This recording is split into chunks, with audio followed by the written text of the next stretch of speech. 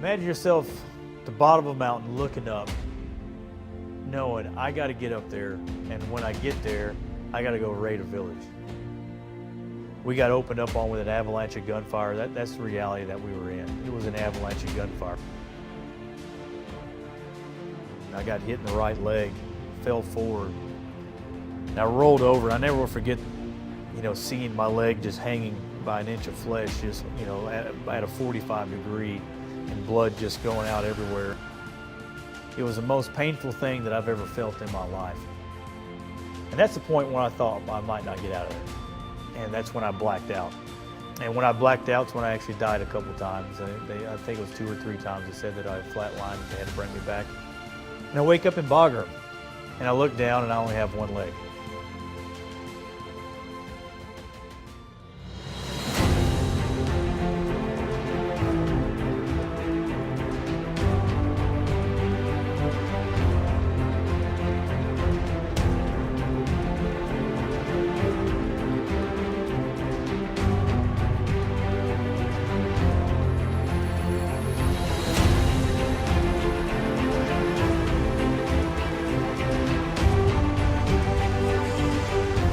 On April 6, 2008, 12 Green Berets and a small group of Afghan commandos flew into the remote area of Shok Valley. Their mission was to take out a notorious insurgent leader. After climbing up a treacherous mountainside to a village that rested on a hill at almost 10,000 feet, the group was met with enemy fire. Largely outnumbered and injured, the Green Berets had to fight nearly 7 hours against 200 insurgents. Among that group was John Wayne Walding. During battle, Walding was shot in his right leg. Knowing that he had to survive, he tied his severed leg to his thigh by his bootstrap and continued fighting. Today, we revisit that fateful day and talk about how a small-town kid became the first amputee to graduate from Special Forces Sniper School and went on to compete in the Boston Marathon and the New York Marathon. More than 150 insurgents were killed in a fight by 12 American Green Berets and a small group of Afghan commandos. Today, on America's Finest, we present an American hero, John Wayne Walding. Born on the 4th of July and a true American patriot that continues to prove that adversity causes some men to break and others to break records. Just before you're the man that's sitting before me today, who were you? What were you like growing up? Well, I always give I'm just a redneck from Groesbeck as kind of a joke, but that is the reality of where I grew up in a small town in Groesbeck, Texas, where you got 3,500 people, but a $10 million football field, Of course, Texas. Yeah, amen, right? I was raised by my grandparents. My parents went to jail when I was young, and so from a very young age, I had my grandparents as my real, they actually adopted me after a certain amount of time, and my brother. But I was raised by them, and we had a little lake house, and grew up, playing football and doing what normal Texans do, hauling hay and doing all that stuff that sucks in the summer. And I never will forget my 16th birthday. I hauled over 800 square bales of hay, which is the July 4th. Remember, John Wayne born on 4th of July, so I remember. I never will remember or never will forget that day, but no, that's kind of where it is. To be quite honest with you, as a name John Wayne, Green Beret, born on 4th of July, it's kind of crazy. It doesn't seem real. It briefs well for sure, but I say that we weren't a big military family. There's not a long lineage of military in our family. My granddad was an oil man. He grew up, graduated the 8th grade. Then became a roughneck at 14, and worked roughnecks his whole life, or drilling rigs his whole life, and worked his butt off to become the boss of the rig. Was a consultant. Really did work his butt off, and obviously had my dad, and my dad just said it like this: had a cool birthday, needed a cool name. Yeah, it was pretty funny, for a family that really wasn't staunched and ingrained in the military, to have an all-American son, is pretty funny. So you grew up in Groesbeck, had the cool name, had the cool birthday. You had a different upbringing than most kids, but you enlisted. So was there a defining point or maybe a turning point that pushed you to enlist, especially if you didn't have a military background? To be quite honest, you want real talk? Yeah. Real talk, I turned 20 and I was like, man, I need a real job. Okay, so no college. Yeah, no. I grew up, graduated, and worked in Groesbeck as at an electrician company, and again, I turned 20. I was like, man, I need a real job. And my buddy, he was in the military. He was in the Army.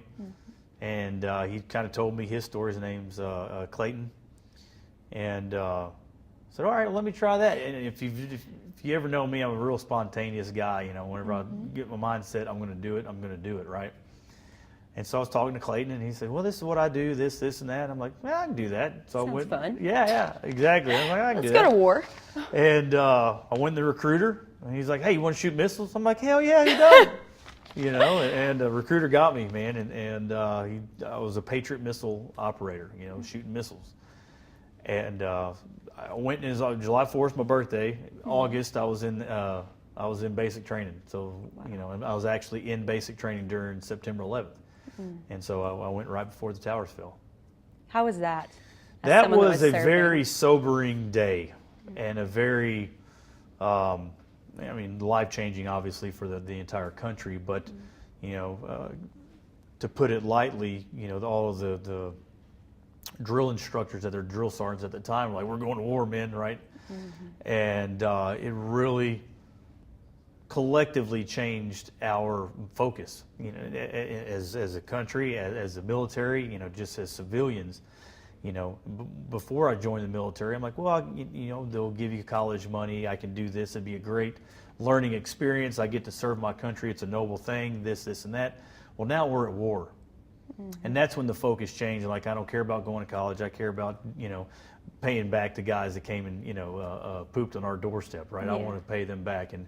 And so that's whenever, you know, we changed our focus. And I did the initial invasion of Iraq in 2003. And it was the first time me really ever leaving definitely ever leaving the country, but ever leaving Texas. You know, I joined the military to see the world. Well, I went to basic in Oklahoma, and I was stationed at Fort Bliss, Texas, in El Paso. You know, I'm like, well, that didn't work at all, did it? But I find myself going over to Iraq, and you know, that's when it puts things in perspective of just how truly lucky Americans are.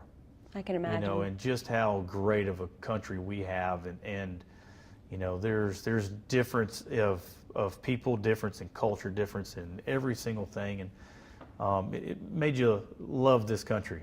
Made you appreciate it. Yeah, you know, when people tell me, you know, I think everybody should have to join the military, I disagree. I think everybody should get kicked out of the country for 6 months. But again, being September 11th absolutely changed my mindset from, you know, a soldier to being a warrior. And how do we do that best? And the best way I knew to do that is be a Green Beret.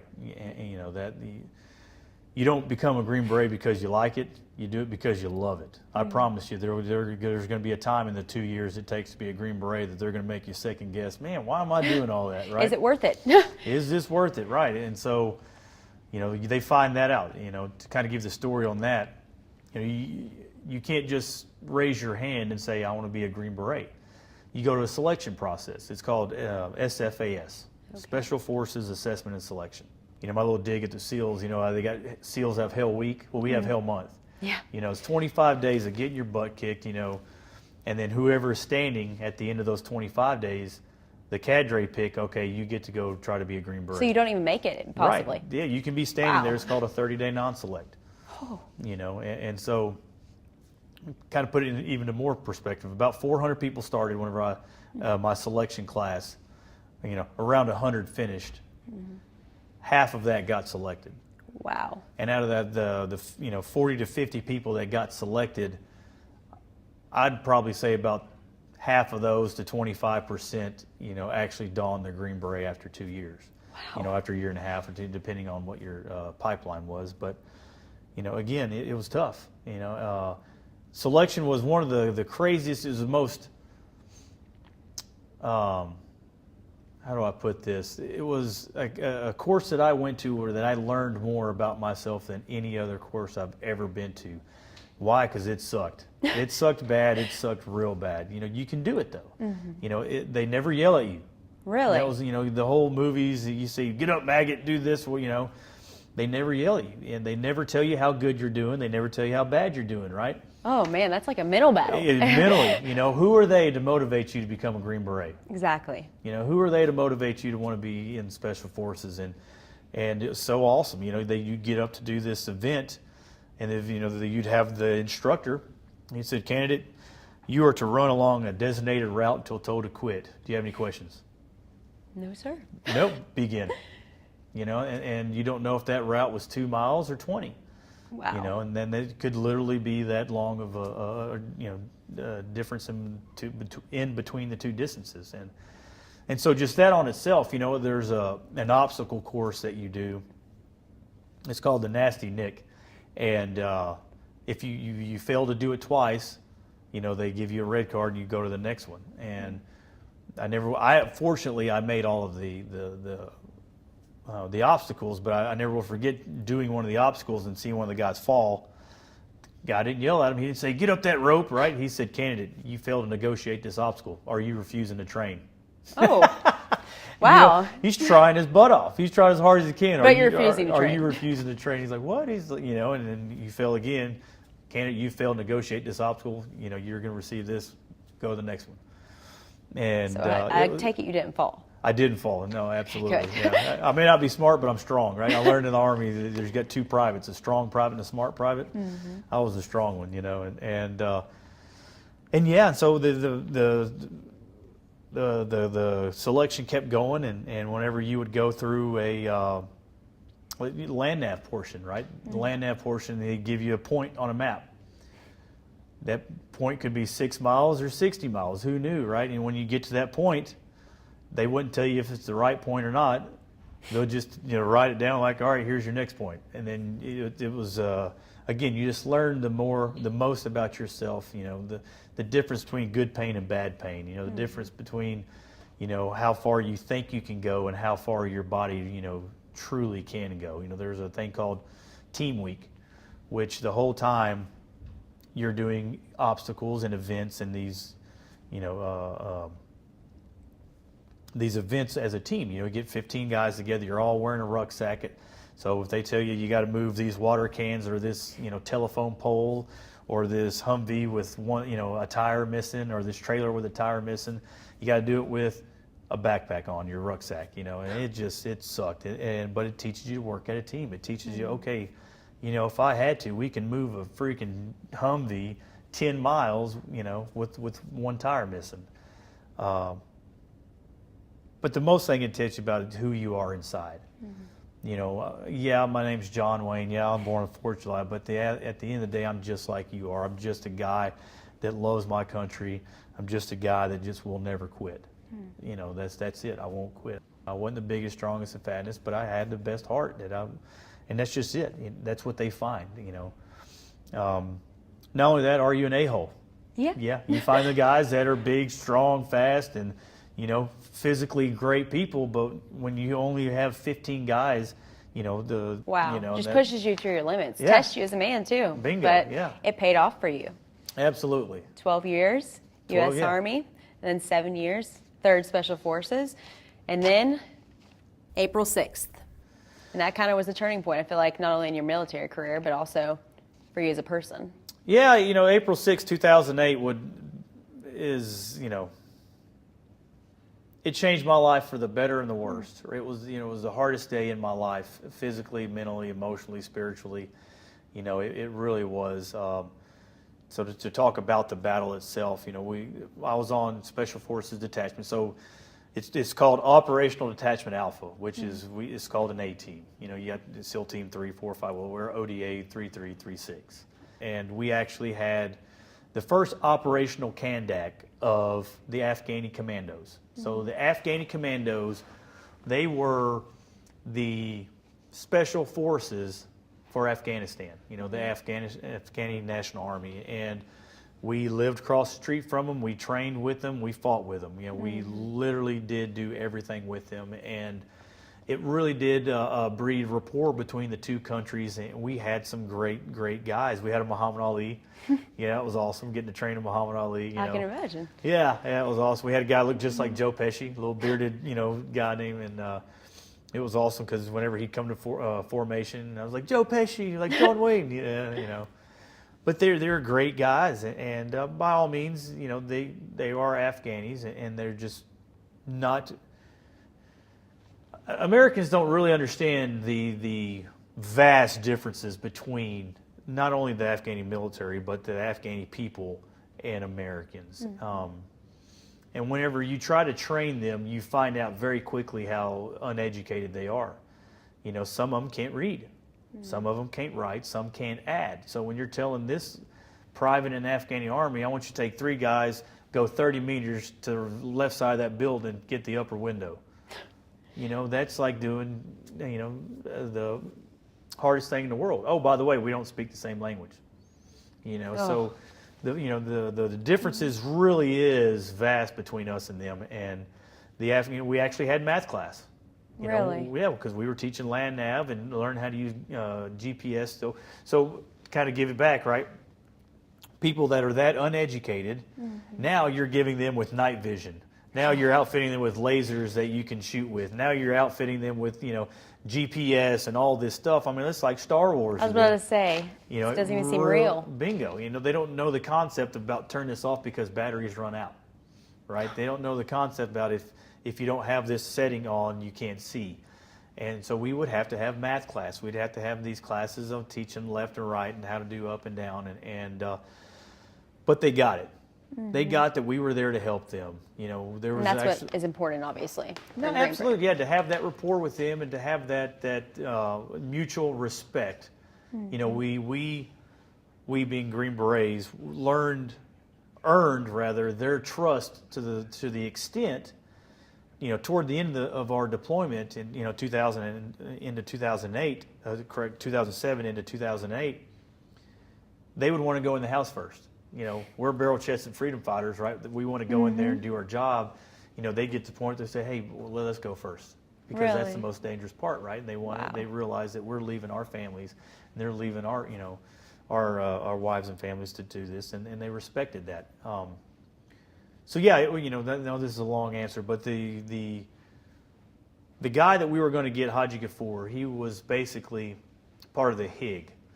And I'll let y'all Google what HIG means. It's 3 words that I can't pronounce, but you know, they're Islamic radicalists.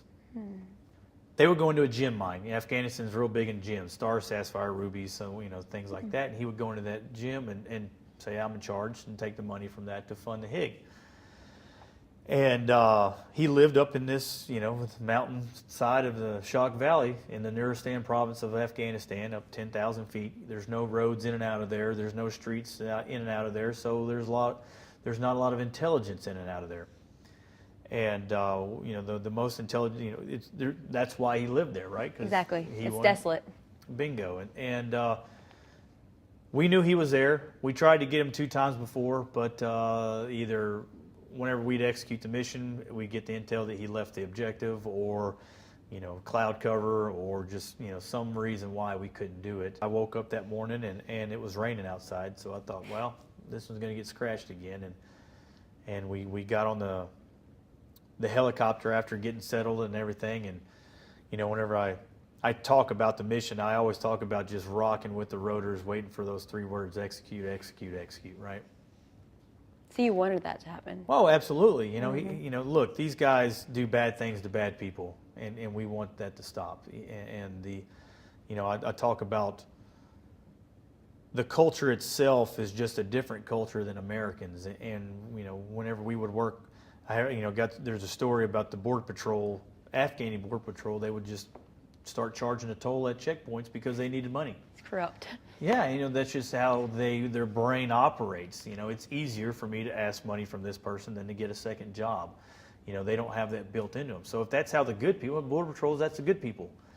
You know, so if that's how they act, what do you think the bad people do, right? So it's unimaginable. Absolutely. It's just something that, you know, again, Americans don't realize the evil that these, you know, Islamic radicalists are. They just are. And so he needed to go.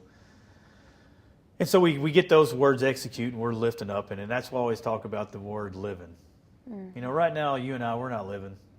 We're just having a good time. We're just relaxed. You know, sunshine and butterflies outside. We got the AC on. You know, this is relaxing. You know, whenever those wheels left that ground at Jalalabad off that CH-47, I didn't know when they landed I'd be alive. Oh, gosh. That just gives me chills. Right? That's living. That puts things in perspective. That puts it, you know, that's if the next time those wheels touch the ground, I don't know if I'm going to be alive. You know, the next day, I don't know if I'm going to call my wife and say, hey, love you, good to hear your voice again. I don't know if I'm going to see my kids on Skype. There was about 35 minutes of living from when we took off to getting to the objective, and we couldn't even land on the objective because there was boulders and the terrain at the bottom of this wadi. You couldn't land these CH-47s, so we had to jump out of, you know, so imagine, Jump out into the unknown. Bingo. And Mike Tyson so eloquently put it, everybody's got a plan till you get punched in the mouth, right? Well, we got punched right off the bat, and, you know, imagine, so it was, you know, 15 Americans. It was a couple other ODAs. There was a lot happening here, but on that, in this chalk, we had about 15 Americans and about 60 commandos that was with us, and all of us jumping off of these, you know, CH-47s, 10 to 15 feet, 60 pounds of kit. Well, we thought we were going to lose, you know, 20% of the element off of a sprained knee, twisted ankle, and but we didn't. And we moved up to the bottom of the objective, to the base of the mountain, rather. And imagine yourself at the bottom of a mountain, looking up, knowing I got to get up there, and when I get there, I got to go raid a village. Oh. There's no stairs. It's a long climb. There's no escalators, right? There's no elevator or anything like that. We were climbing each other to get to different terraces. And to kind of put it into perspective, you know, climbing up a mountain in Afghanistan, you really are just climbing up goat paths, right? And the goat would just walk to the left and the right, zigzag up until they got to the, you know, where they were wanting to go. And that's, we would walk up to a ledge that would be about 7 feet tall. Okay. So you would have to climb your buddy to get up to the next ledge and then do the same thing. And it's a workout just to get up there. Yeah, it was a workout, exactly. And you do it with 60 pounds of kit with your gun and all the, you know, oh yeah, you have Afghanis you're trying to take care of, make sure, you know, that you maintain your element. Well, I get up there and I get to about 40 yards from the first building into this objective. And that's when we got opened up on. And, you know, when I say we got opened up on with an avalanche of gunfire, that's the reality that we were in. It was an avalanche of gunfire. We had, within the first 20 minutes of our firefight getting started, CK, lead interpreter, got shot in the throat, died on impact. Dylan Barrett got shot in the hip. 20 minutes to live was the initial assessment of him. We thought he was dead.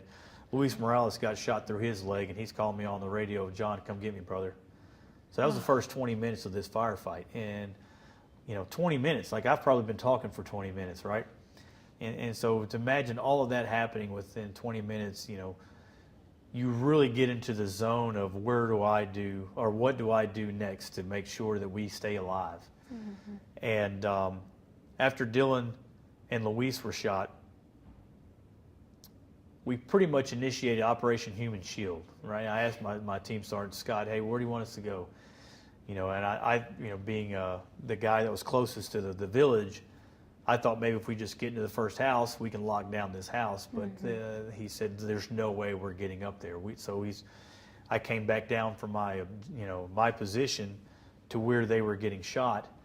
And I was catching bullets for them as the medic would, you know, keep Dylan and Luis alive. And we did a good job of that. For a couple hours, that was our job. A couple hours? For a couple hours, wow. That's what we did. And, you know, now we're about 3.5 hours into this firefight. You know, I was moving from one position to the next, and I got hit in the right leg, fell forward.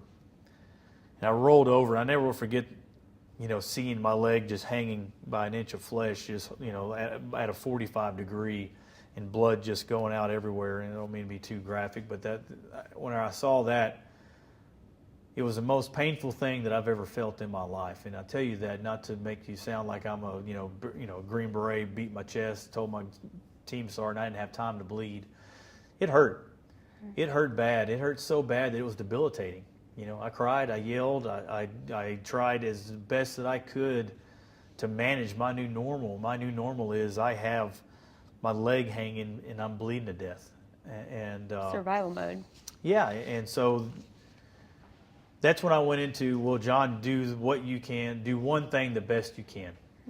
And the first thing I did, had to stop the bleeding, right? And to stop. Show me what you did.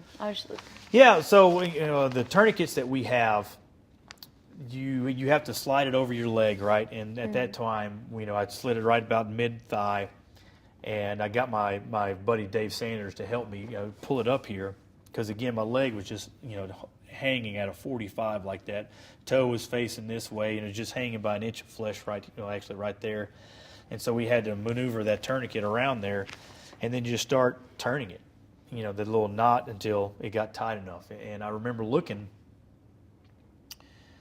blood would just squirt out, and it would just, I remember thinking like just a like the movie, movies. yeah. Spielberg got it right. I remember thinking that, that was just like the movies, and that's what I would look for, to get the tourniquet tight enough.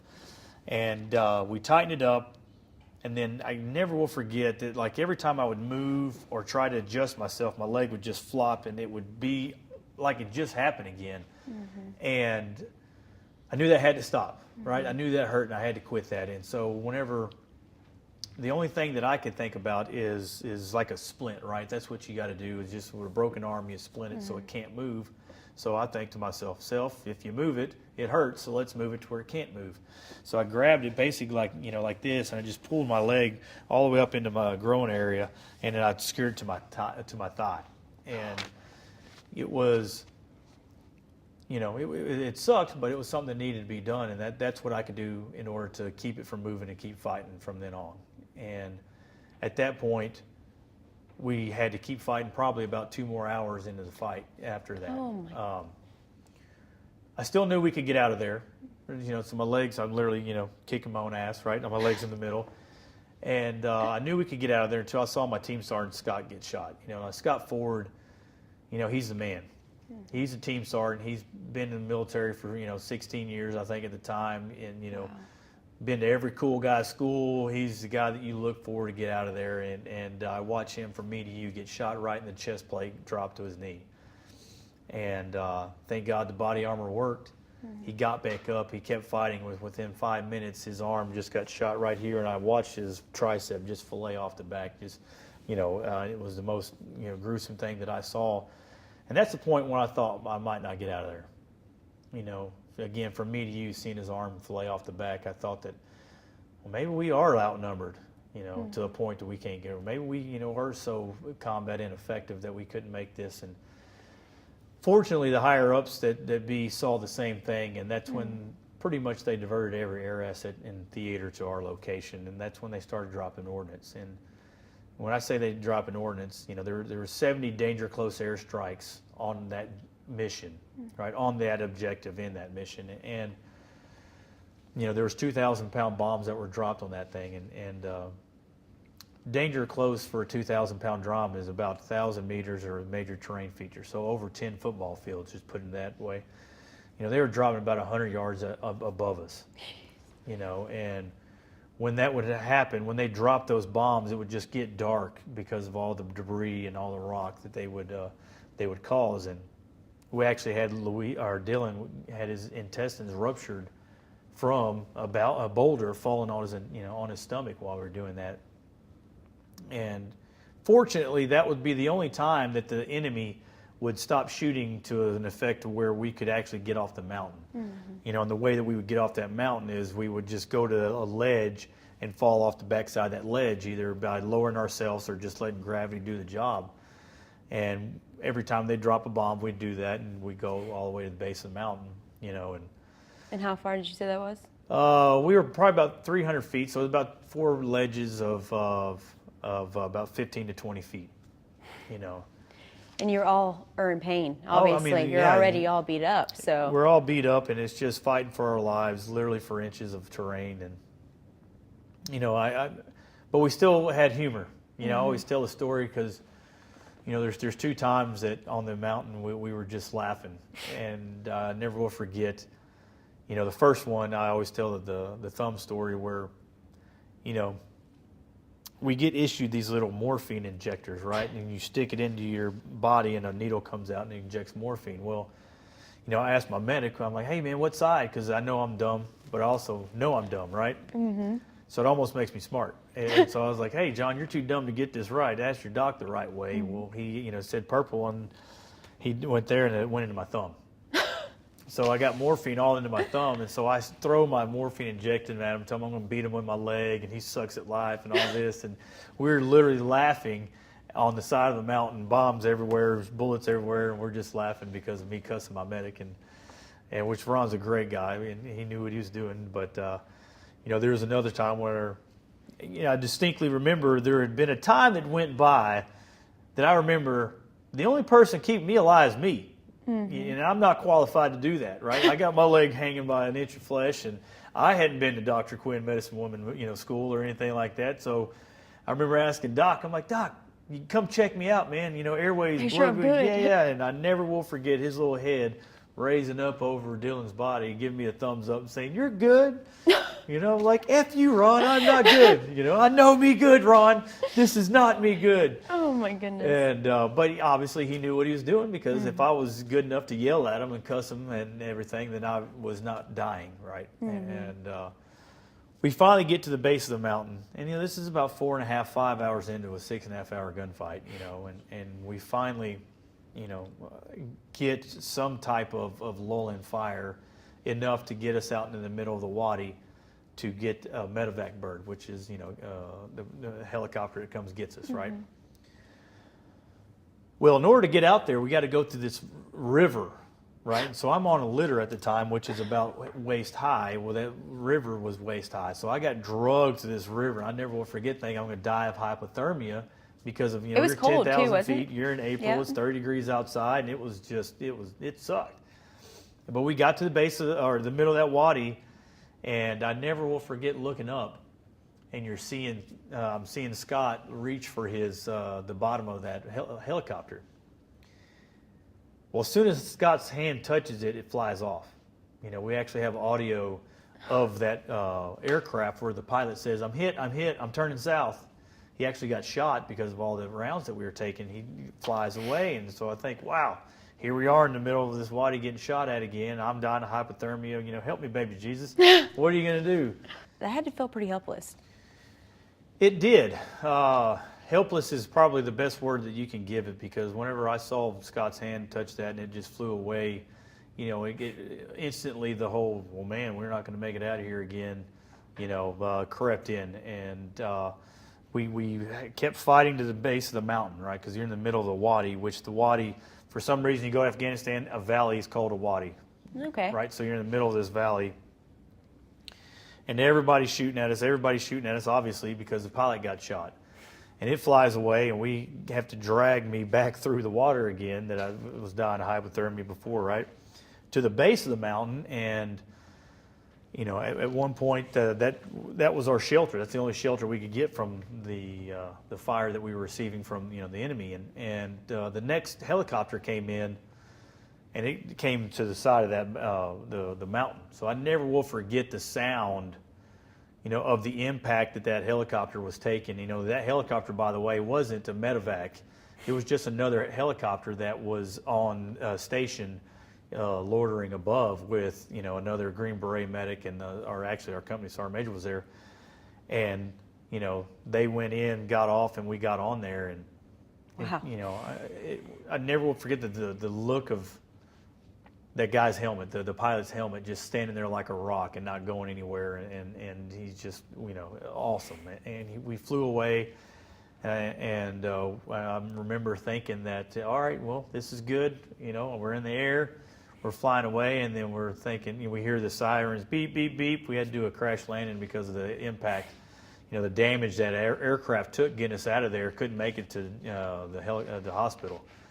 And I was like, great. Survived a gun shot and survived the hypothermia. Now I'm going to die in a helicopter.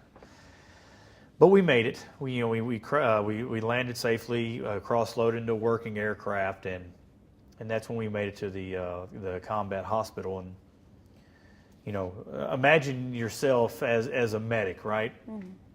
You got all these bloody soldiers coming in, and you grab the one that his leg's right in the middle of his other leg, and blood's everywhere. Well, what are you going to try to do? You're going to try to fix that leg, right? Mm-hmm. Well, I stopped breathing. And back to your word, helpless. I never felt more helpless, because when you can't breathe, what's the first thing you want to do? Mm-hmm. You want to shout, I can't breathe. Mm-hmm. Well, when obviously you can't do that. And I never felt so helpless. And I remember, grabbing the guy, pulling him to me and pointing to my mouth, and, him coming and saying, oh, okay, yeah, I got to help this guy. And so they actually gave me chest tubes where they cut between my ribs on both sides, and I never will forget throwing a guy over me and the other guy's coming to hold me down because I didn't have any anesthesia, right? And that's when I blacked out. And when I blacked out, it's when I actually died a couple times. I think it was 2 or 3 times they said that I flatlined. They had to bring me back. And I wake up in Bagram.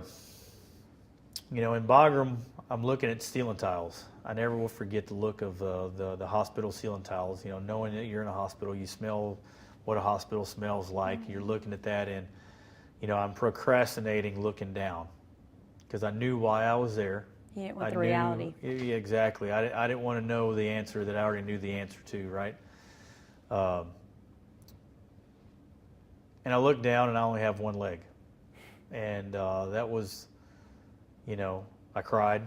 I never will forget crying and thinking, selfishly, I'm off a team. To heck, all the trouble that I did getting into the military, all the trouble I did getting Green Beret, all the trouble that I did getting deployed, now, I will never be able to operate like this again because of, being one-legged, and that just sunk in, and it really sucked. And that word can't, that's when I had to learn the true meaning of the word can't. I cannot walk.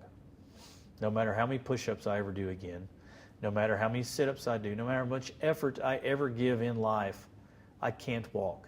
Does it sting to say that? And it used to. Does it anymore? It used to really sting, and now it really does. I mean, it's been 10 years for me now, so I've had a lot of getting used to it. But yeah, it's again, it sucked. I used to.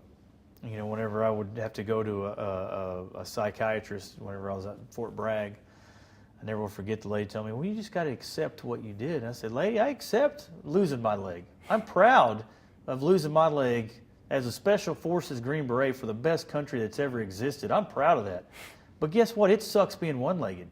Mm-hmm. If you drop that pin on the ground, you pick it up. You drop it 1,000 times, guess how angry you're going to be to pick up a dang pin. Mm-hmm. That's where I am right now, and I was 1,000 times of tripping, 1,000 times of that, but it's been 10 years, and there's been a long story that comes with me accepting what I've done and being proud of the sacrifice that I've given for this country. Before that, and before Shok Valley, did you feel invincible? Because you're a Green Beret, you're trained. You know what you're doing. You know what to expect. Well, I guess you don't every day know what to expect, but did you feel invincible at any point? I don't know if invincible is the right word. Mm-hmm. I felt that I could do anything I wanted. Mm-hmm. Before losing my leg, before Shok Valley, I was a Green Beret, 26-year-old man. I could do anything that I wanted. I could climb mountains, jump out of planes. You're the best of the best. Absolutely. I could be a ballerina if I wanted to. That if I put my mind to it, I knew that the Lord gave me the ability and the mindset and the discipline that I could learn and train myself to do anything. And so, not necessarily invincible, but I, dang sure felt capable to accomplish any mission that they gave us. Yeah. You're prepared. You're strong mentally and physically. Were you scared? Was there ever a point? Scared isn't necessarily the word as nervous. Did you have fears? We always have fear. But fear of doing your best. Mm-hmm. Fear of not doing your best, rather. Fear of going into there and knowing at the end of the day, one of your buddies lost it and it was your fault. Mm-hmm. Fear of going there and, the guy leaving the objective because you weren't watching your window or something, of that effect. We did have fear. We don't. Civilians need to realize that we don't have, we being, the military, when you're in country, when you're in theater and you're operating under the mission set that we are and the op tempo that we are, op tempo being as many missions as we execute, you don't necessarily, you have time to decompress. There's definitely, times where you hang out and you do the team building time and just relaxing, but you never really have time to truly decompress, to have that philosophical question of why are we here, and I am doing something that I could potentially die. That's just, when you're there, you know it. You're there to do your job. You're there and you could die doing it, right? Mm-hmm. And so you don't really think about that philosophical question of why are we here, or am I scared right now? You just, you're nervous because you want to do your best. You know, you're nervous because heaven forbid if something bad happened, it's because you know, were half-assing your job, and we're not going to do that. You know? Did you ever feel survivor's remorse? Because in your truck you have the names of guys that have passed away, fallen soldiers and people that were your friends. Afterwards, did you ever think, why me? Like, why did I make it, but they didn't? They had families. They had somewhere to go home to. Yes and no. You know, definitely, it is never fun to get that call that this guy's not coming home anymore. It's that, you know, in the military, a term that I say is they teach you how to deal with death, but not deal with it. Right? As a special forces operator, they teach you how to shoot, move, communicate. They teach you how to take down this target with surgical precision. Right? You can do this, but you know, and I'm not saying that needs to be a focus by any means. When you're, you know, a Spartan warrior, that's your job to go do bad things to bad people. It's not necessary to worry about, you know, the effects of that. You do wish they were still here. You do, you know, miss them. You do hate, you know. Specifically with me, my survivor's remorse was anger that I can't go avenge their death. That's what I want to do. By God, I want to put my helmet and my kit on and load up as much ammo as I can and go shoot as many people as I can for that. You know, I know that doesn't sound right, good, but that's what I want to do. You know, and you can't do that. And that's whenever I get that survivor's remorse of just anger about, man, you know, he got it. There's nothing I can do about it. And you know, the best thing that I learned is a term that I have become very familiar with and almost live my life by, is if they matter that much to me, that I have that much anger inside me, that, well, I owe it to them to live well, right? That's a good point. You know, if they matter to me, well, then they don't have the choice. You know, Ryan Savard doesn't have the choice to live. You know, Willie Lubbers doesn't have the choice. Chris Kyle don't have the choice. All these brothers of mine that I know, they don't have the choice of how to live their life. I do. And if their life is mattering that much to me, that I'm trying to be as angry as possible, I owe it to them to live well. And you know, that's a lot easier said than done, but that's definitely a way to put things in perspective, and that's how I try to live now because of the survivor's remorse that I had. Let's bring your wife into it for a second, because for a woman at home, when her husband is fighting overseas, she doesn't know when she'll get her next phone call or if she'll even get the phone call. Do you think that your experiences in war made her bitter towards the war? No, I don't think she's been bitter toward the war. Let me make no mistake about it. My family is one of the most patriotic families that you'll ever find. I can only imagine. Yeah.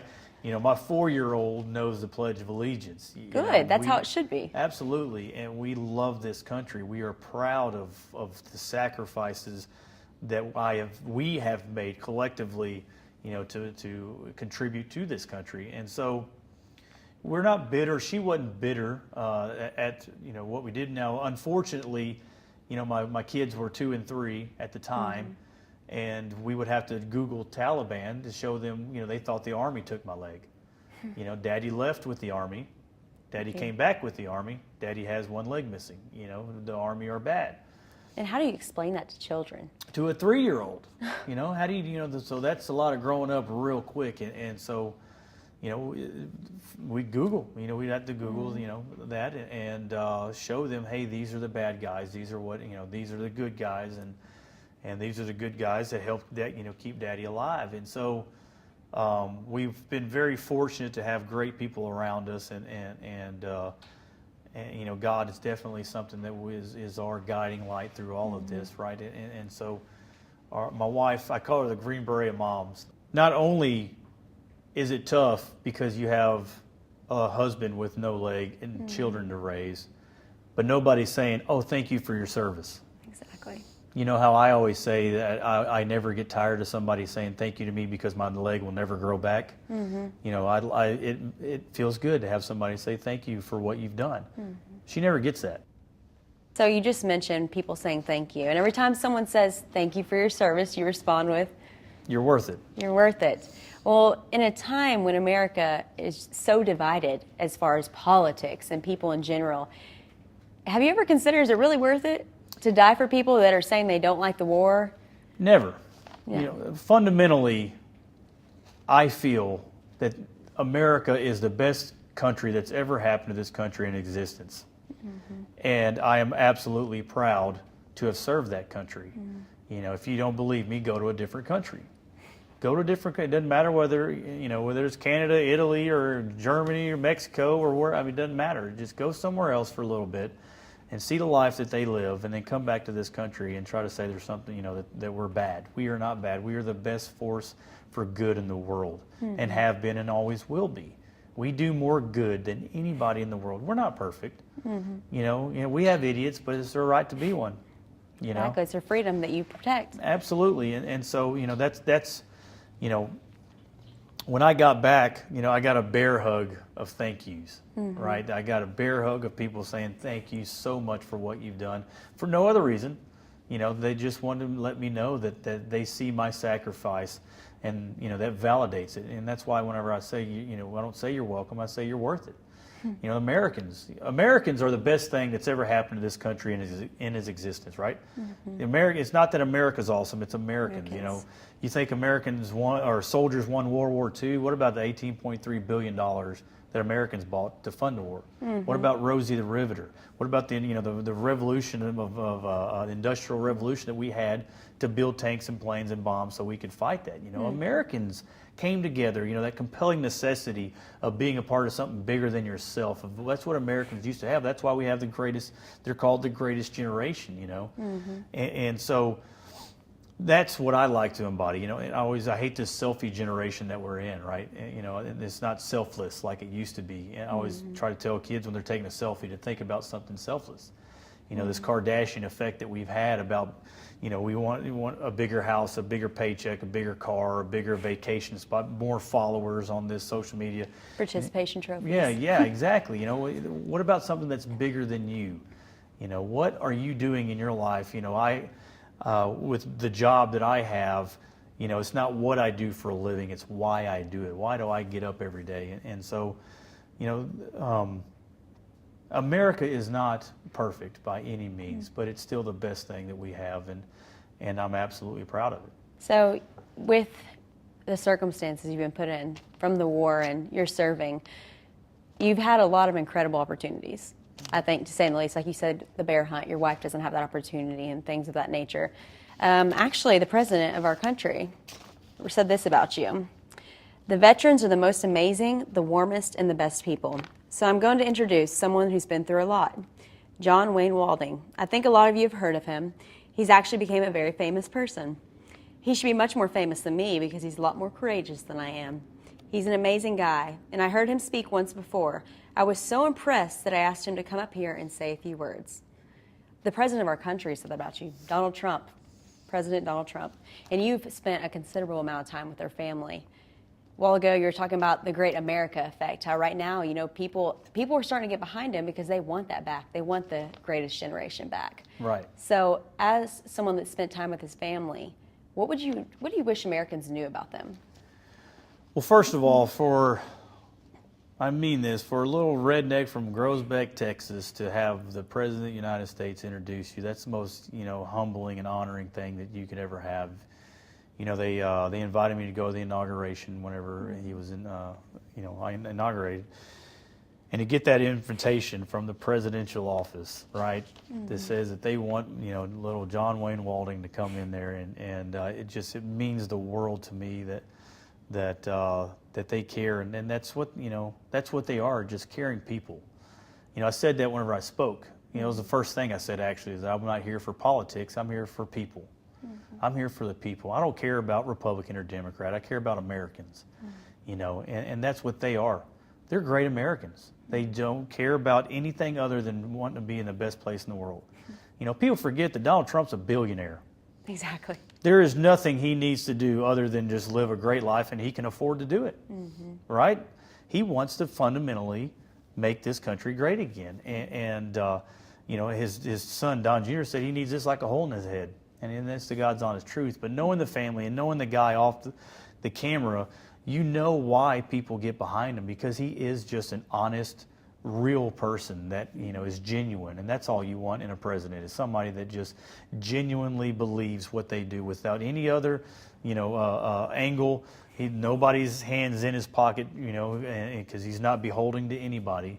Well, growing up, did you ever imagine, hey, I'm going to be a Green Beret? And then did you imagine, I've got to read this because you have just your experience alone could take up an entire show. But your accolades have come along with being a Green Beret, being the first amputee to be a Green Beret sniper in history. So all that, when you were sitting there in battle, did you think that it would lead to a Silver Star, a Bronze Star, a Purple Heart, a Combat Infantry Badge, Airborne Air Assault, a Special Forces tab?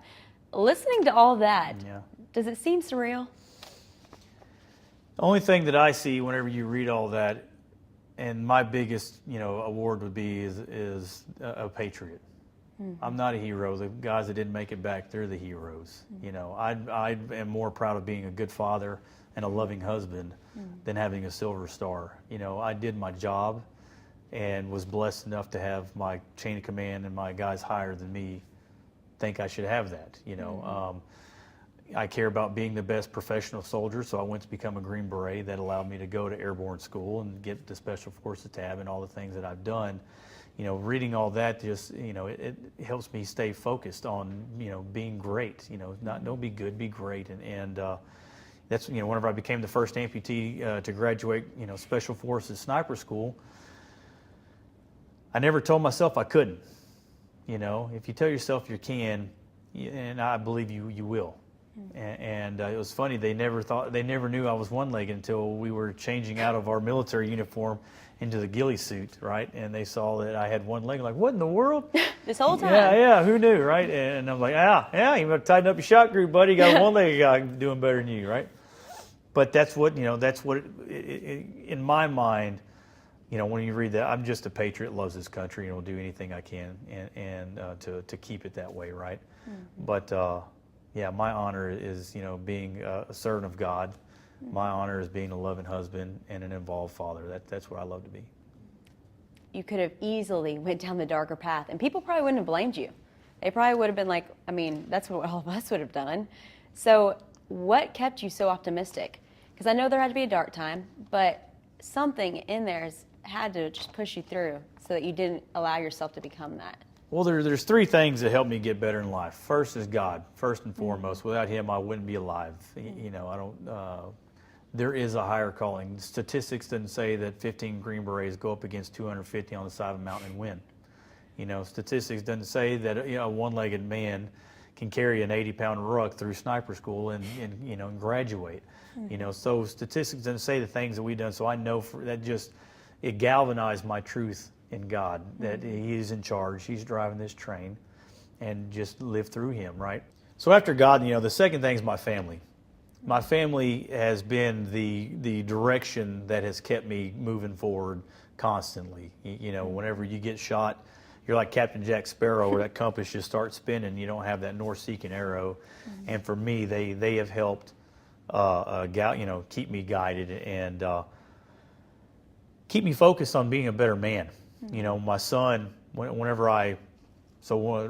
quick, I quit all narcotics about 6 months post, injury. The military's got a good, and this is not derogatory, but the military has got a good, a system of, if you hurt, they will prescribe you medicine to help that.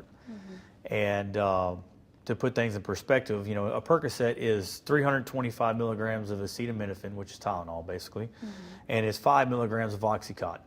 Well, one of about 15 other, but one thing that I was prescribed was 80 milligrams of straight Oxycontin 3 times a day. This was outside the hospital, walking around at the mall, functioning normal, in the restaurants, and that's made me a zombie. And you don't become a Green Beret without having pretty strong will and disciplined person, and that stuff was taking over my life. And my son was standing on the table, something like this, and he went to fall one day. I went to catch him. I didn't have a leg, right? Well, what happens? I fell. I landed on my stump, rolled over. He's crying. I'm crying. And I told myself my son will never fall again because of me, because of my injury and because of what I do. And so that's whenever I decided to get off narcotics, and if I didn't have that family to teach me that hard lesson, I'd have stayed down that rabbit hole of chasing narcotics. I'd have stayed down that rabbit hole of trying to get that high, because again, SF guys, anything worth doing is worth overdoing. So if one pill's awesome, three's got to be good. That means five's going to be awesome, right? And that's what we're going to do. And my family definitely has helped me keep that north secret arrow. And the third, is American people that's helped me stay motivated, stay optimistic. Never underestimate the magnitude of what thank you means to a veteran. If you don't believe me, ask a Vietnam guy. They not only they didn't want to go, they got drafted, so they manned up and went anyway. Did their job, they get back and get spit on, right? They get back, get called baby killer. They get back and just never got that validation of what they did was worth it. What do I get? I get bear hunts in Alaska. I get this caribou hunt that I'm going on. I get all these great things of Americans that just truly want to say thank you. And so that's whenever, you say thank you to me, I don't say you're welcome. I say you're worth it.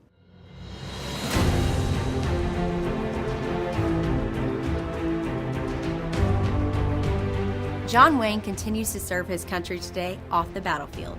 Upon retiring from the military, he opened Five Toes Custom, a business that is 100% veteran-owned and operated. So why is he America's finest? Because in a world that makes it so easy to give up, he chose to fight back and won. In a time when so many are choosing division, we choose unity. At America's Finest, it's not about the setbacks, but rather the comebacks. Thank you for tuning into America's Finest. I'm Alexis Bloomer, and I encourage you to be the finest America has to offer.